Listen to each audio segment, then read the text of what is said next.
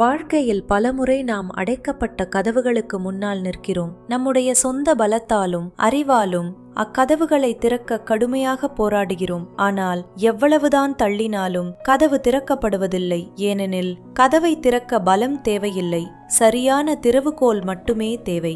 உலகத்தில் நாம் தேடும் அமைதி, வெற்றி மற்றும் மரணத்திற்கு பின்னுள்ள வாழ்வு என எதற்கும் மனித முயற்சியால் ஆன திறவுகோல்கள் பயன்படுவதில்லை. தவறான திறவுகோலை பயன்படுத்தும் வரை அந்த நித்தியமான கதவு பூட்டப்பட்டே இருக்கும். மனிதனின் பாவத்தினால் அடைக்கப்பட்ட பரலோகத்தின் வாசலை திறக்க ரட்சிப்பு ஒன்றே திறவுகோல். அந்த திறவுகோல் நம்மிடம் இல்லை, அது அதை உருவாக்கியவரிடமே இருக்கிறது. இயேசு கிறிஸ்து தம்மை ஒரு வாசலாகவும் அக்கதவை திறக்கும் அதிகாரியாகவும் வெளிப்படுத்துகிறார். தாவீதின் திறவுகோலை உடையவர் அவரே. ஒருவரும் பூட்டக்கூடாதபடிக்கு திறக்கிறவரும் ஒருவரும் திறக்கக்கூடாதபடிக்கு பூட்டுகிறவருமாயிருக்கிறவர். அவர் சொல்லுகிறார், நானே வாசல். என் வழியாய் ஒருவன் உட்பிரவேசித்தால் அவன் ரட்சிக்கப்படுவான். அவன் உள்ளும் புறம்பும் சென்று மேய்ச்சலை கண்டடைவான்.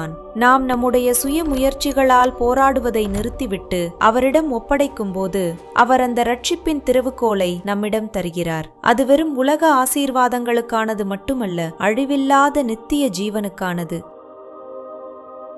நானே வழியும் சத்தியமும் ஜீவனுமாயிருக்கிறேன் என்று சொன்னவர் இன்றும் உங்களுக்காக அந்த வாசலில் நிற்கிறார். நீங்கள் இழந்த நித்திய வாழ்வை மீண்டும் பெற்றுக்கொள்ள சரியான திறவுகோலான இயேசுவை விசுவாசத்தோடு இன்று ஏற்றுக்கொள்வீர்களா?